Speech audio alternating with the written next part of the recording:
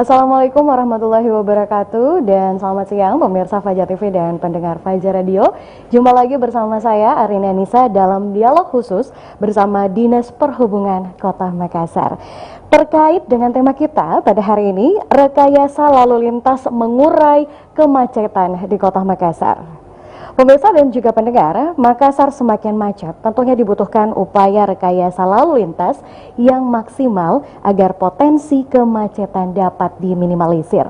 Tentu saja banyak peran yang akan berkoordinasi terkait bagaimana mengurai kemacetan di Kota Makassar dan tentunya juga kepada Dinas Perhubungan Kota Makassar yang juga memiliki peran strategis dalam mengatasi kemacetan di Kota Makassar.